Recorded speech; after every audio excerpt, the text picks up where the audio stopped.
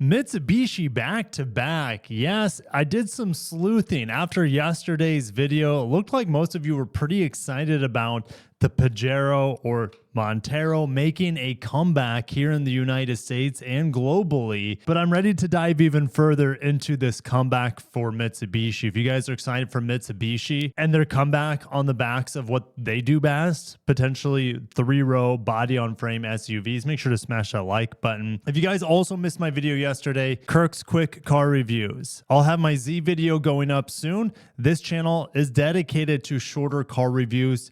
You get in, you get out, you get the details, you get my impressions, and I don't waste any of your time. Make sure to subscribe to Kirk's Quick Car Reviews, aka Kirk's Quickies. And yeah, like I said, Nissan Z's coming up. I also have Land Cruiser I'm reviewing this week, as well as Hyundai Tucson. And after we go through Mitsubishi, make sure to stay to the end because we'll talk about how Toyota's crushing it in Europe.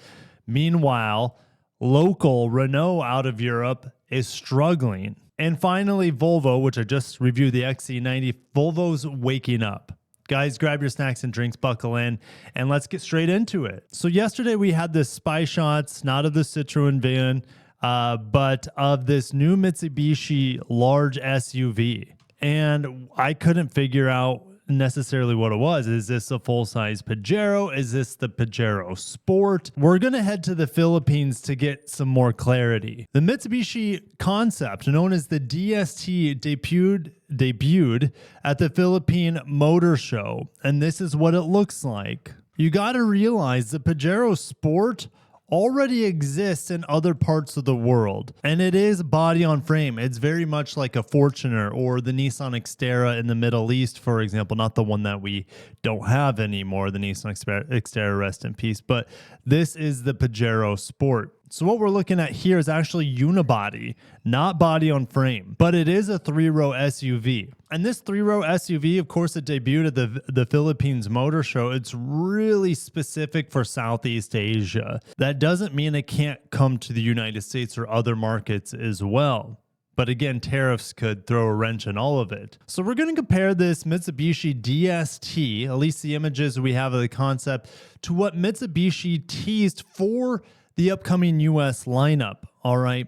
And it is lining up most likely with this vehicle in the back right. Look, these daytime running lights are identical, but not these striations and stripes, horizontal bars down below.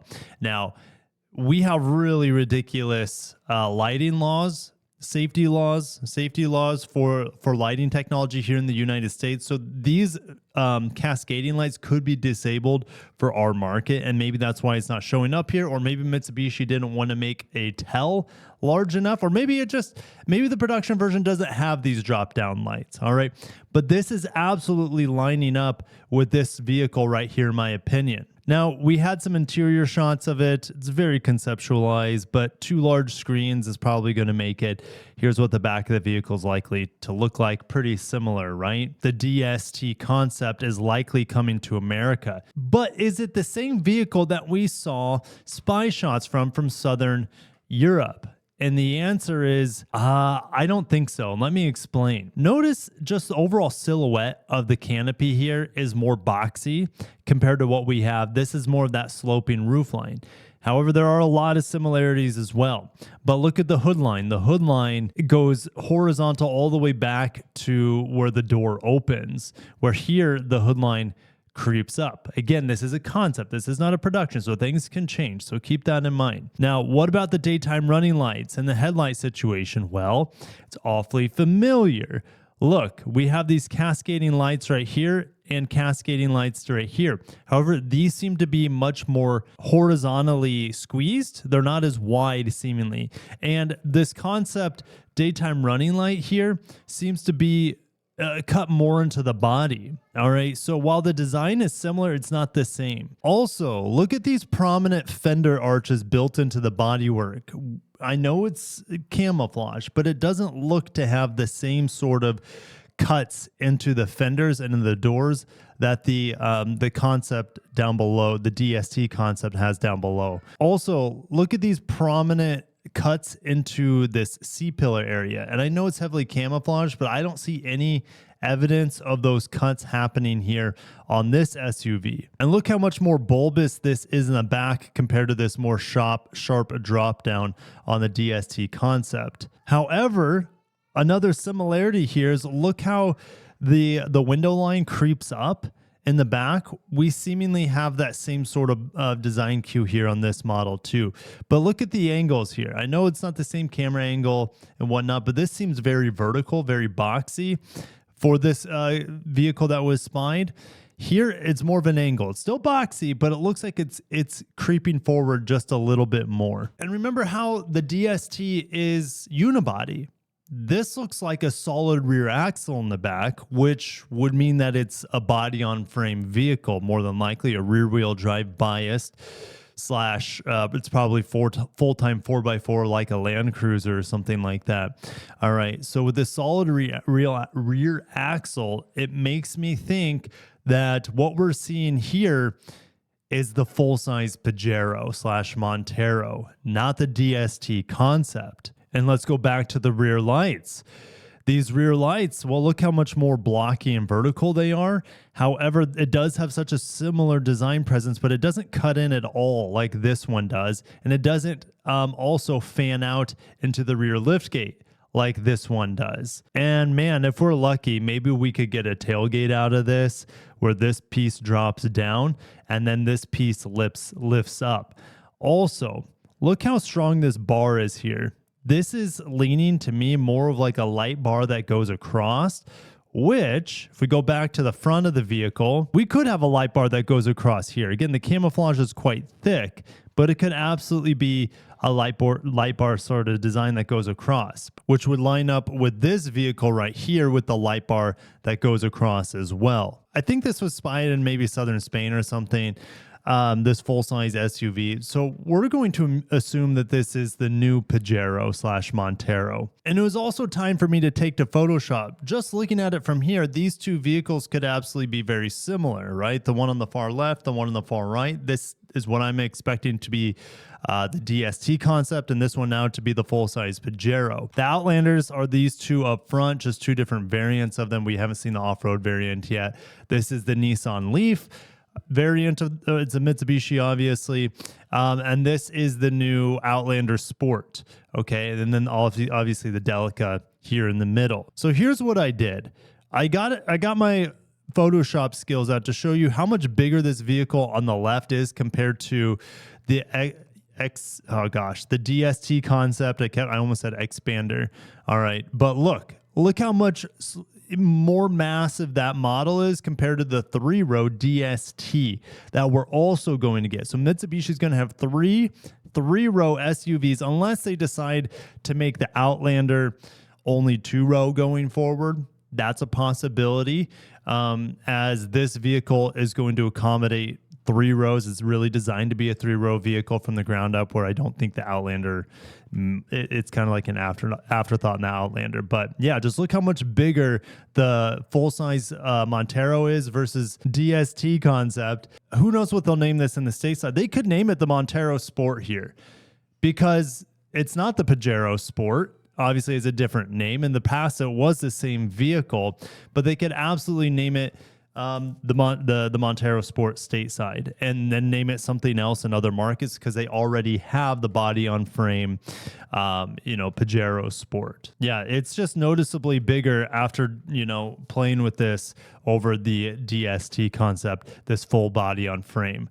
So this is very exciting. I'm more excited for Mitsubishi than I was yesterday after the spy shots. However, Mitsubishi is still 100% reliant on bringing these vehicles into the United States from other countries. All right, everything currently is made in Japan that we get. The Mirage was Thailand, I think. Who knows where they're going to build this DST car? It could be Thailand as well. Again, a 3-row, just like the Outlander. I don't know how much they're going to make it different. It's going to be very fascinating. All right, and then we get the full-size Montero here. Body on frame, true SUV with true 4x4 capabilities. This is going to be front wheel drive biased, okay, with available all-wheel drive. All right, so I'm excited for Mitsubishi, but again, time will tell to see how good these new three rows really are. All right, so let's move on. Toyota Motor Europe outperforms the market, posting record first half year sales of 635,000 units. They have increased their market share to 7.3%. Now, they're only up 1% on the first half of 2025.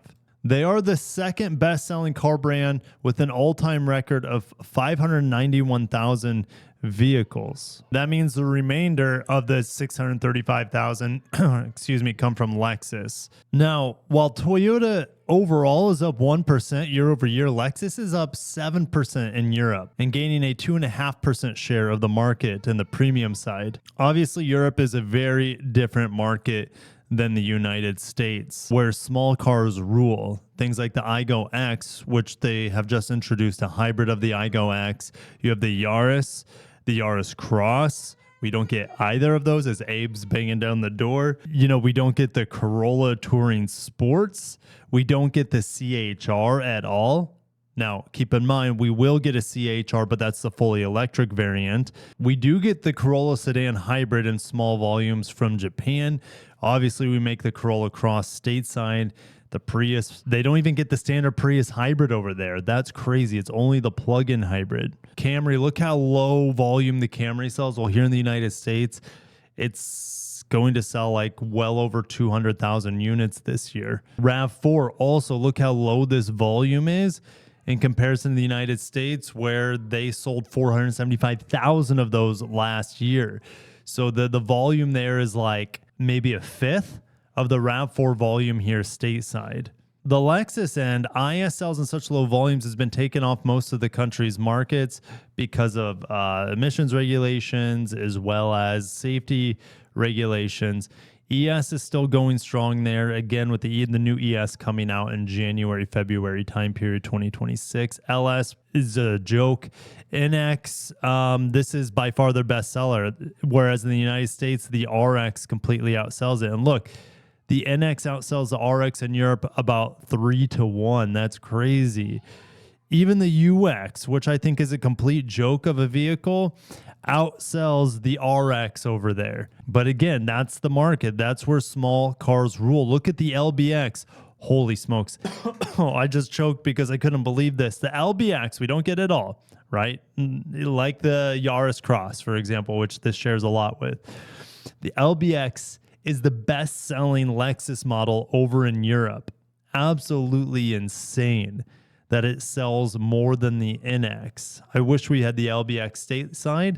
I think it's a better vehicle than the UX, but we're going to move on. So while Lexus and Toyota are holding strong and in fact growing their market share in Europe, Renault's shares are tumbling on profit warning. The company still does not have a CEO because Luca De Meo went to some Italian luxury brand where they do Prada or something ridiculous. However, the revised outlook is still better than most of its peers. Renault has been insulated from many challenges facing rivals, including U.S. tariffs and weakness in China because of its limited exposure to those markets. It was one of the few automakers not to warn on profits last year. Renault, they haven't sold in America in eons, but their technology is sold in the United States through Nissan and Infiniti. All right, for how much longer, I don't know, as Nissan and Renault continue to drift apart. So anyways, Volvo.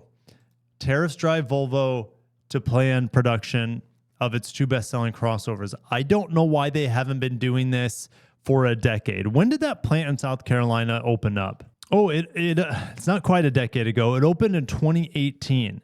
They had been making the S60 sedan there, which is just crazy because the S60, it's small sedan, a small luxury sedan. Are you kidding me? Like, why aren't you making your crossovers there? That's mind-blowing in the United States market that heavily favors the XC60 and the XC90, which are by far the best-selling vehicles. And instead, they killed the S60, which I love the S60, especially the plug-in hybrid. It's definitely a sleeper. They killed that and started making EVs there. The EX90, and I saw this headline yesterday on the EX90, all right, or early this morning, right? I was probably up at like 4 a.m. All right, extraordinary amount of issues. Consumer Reports, the Volvo EX90, which I haven't driven yet, is a complete mess. But I've talked to my colleagues about this vehicle, and they've also said it's a complete nightmare. And my review of the EX30, that car was not good. It was not a good car. Fire sale only, beeps, bongs. It's cute, it's fast, but outside of that, I wouldn't touch it unless you get it for peanuts. All right, that's going to be the same for this EX90. Unfinished electric SUV and extraordinary number of issues. They compare it to the Fisker Ocean. Also, it's been compared to some of the VinFast cars. This is Volvo we're talking about, like luxury, and they're completely fumbling on this EX90. They brought it to market too quick, and what makes it worse, it's made in the United States for the United States. And the United States EV tax credit's dead, and these things cost like 90 grand. Let me see. There's 51 in my area. Yeah, 75K to 80K to 90K.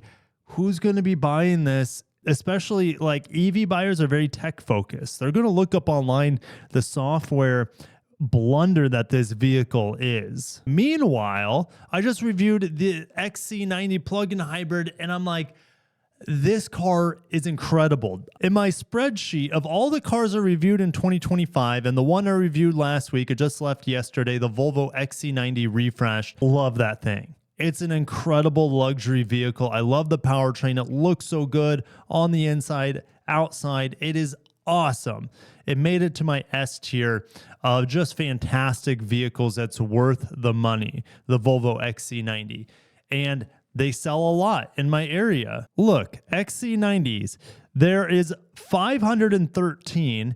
That's just the B5 and B6s. And then you have almost 200 plug-in hybrids. If you look at the XC60, you also have almost 500 of the non-hybrids of the XC60 and over 130 of the plug-in hybrids. So the huge demand for Volvo vehicles is the XC60, the XC90 stateside. Sales don't lie.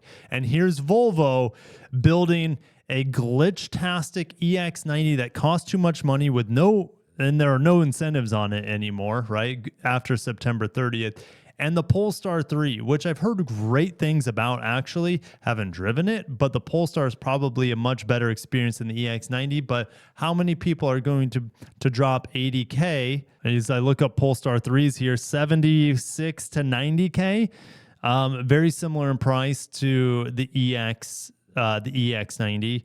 Who's going to drop it on a brand that people don't know if it's going to be around much longer? Polestar, all right. They could absolutely, but again, tariffs is not going to help their situation, nor with Volvo. So what is Volvo doing? Well, finally, they're wising up, and it could be Hakan Samuelson, their old CEO, that is now back as their CEO, getting things, he's riding the ship. They would have to pay 30% tariff on the imported models. Well, they already are. Paying a 30% tariff on their best-selling vehicles, the XC90 and the XC60. So Volvo start building the XC60 in January 2027, so we're about a year and a half away, and the XC90 will follow later that fall, October 2028. Both nameplates are currently imported from Sweden. This is such a joke. This plant in South Carolina, like who's managing Volvo? It makes, like, if we think Nissan's poorly managed, they have been, and they are still trying to figure it out. But like, you're seeing plants close down across the world when they're around 50 to 60% of their production capacity limit. All right. Volvo's at 13% of its production capacity in South Carolina. They are losing, my guess would be, hundreds of millions of dollars a year on that plant in South Carolina, if not more. They're not building any cars out of it. That is out. They built 20,000 vehicles last year, 13% of its true capacity. So the true capacity is 150,000 units. And they're building 20,000 there. It's a joke. And it's still going to take them a year and a half to 2+ years to get their best-selling vehicles be built in that plant. Why aren't they being built there in the first place when those vehicles are their best-selling vehicles in the United States? and they have a completely unused plant, not building anything. They're building glitchy EX90s and Polestars. Who's going to be wanting a Polestar 3? Don't care how good it is. When you're dropping $90K, you kind of want that brand clout. And the naming of Polestar sounds like a X-rated you-know-what, okay? So like Polestar, bad naming, bad idea right now in the US market, and they're still building them there. So Volvo wants to build 60,000 XC60s and 50,000 XC90s annually in the United States, nearly maxing out the factory's 150,000 vehicle capacity. So that gets them to like 110,000. All right. Then you get the 20,000 from these low demand EVs. So you're at about 130,000. So you're getting close. The two crossovers made up of half of Volvo's US sales in the first half of 2025. And the XC60 was the brand's top seller in the world, while the XC90 led in the US. Volvo originally planned to build the XC90 in South Carolina in 2021. Man, hindsight is 2020 at this point. And imagine if they did, how much better of a position they would be in. All right, now they're going to have to pay so much in tariffs. All right. But anyways, however, the plan got derailed when Volvo pivoted to an all-electric strategy to capitalize on post-pandemic demand and to benefit from government support for zero-emission vehicles. Yes, there was tons of governmental support then, but it's always going to be short-lived because the left gets in power, then the right gets in power. The left gets in power, and the right gets in power. It's hard for anything to stick in this country. Volvo even said they could build the ES90, the new flagship electric sedan made in China, and export it to other countries. Well, I think they're talking about mainly exporting this Chinese-made model to other countries. No, who wants a large electric ES90 in the United States? Like the S90 sells in such low volume that building it here makes no sense whatsoever, unless it costs them pennies to use everything that they have in the EX90 and just copy and paste in the ES90 to have just more variety, but it's not going to sell well. And I should have kept reading, but here he is. Hakan Samuelson has hinted at significant plans for the South Carolina factory, and he rejoined Volvo as CEO April 1st. We want to bring in something rather fast, something selling in good numbers, XC60, XC90. So something midsize core is a good guess. Well, the XC60 is the midsize stateside. He views Trump tariffs as an opportunity to revive U.S. production. Hello? You essentially have no U.S. production in this massive state-of-the-art facility that you built in 2018. Anyways, I love Volvo. I have such a soft spot for their designs and their interior quality, but they have a lot of stuff to figure out. And they got to move at light speed to get the the XC60 and the XC90 made in South Carolina as soon as possible in high volumes. I'll see you guys in the comments. Let me know what you think about the Mitsubishi DST Concept coming to the United States. I think it's going to happen, as well as the full-size Montero, which is looking pretty incredible so far. I cannot wait for it. Thank you guys for watching. Stay tuned for more. Have a great day and peace.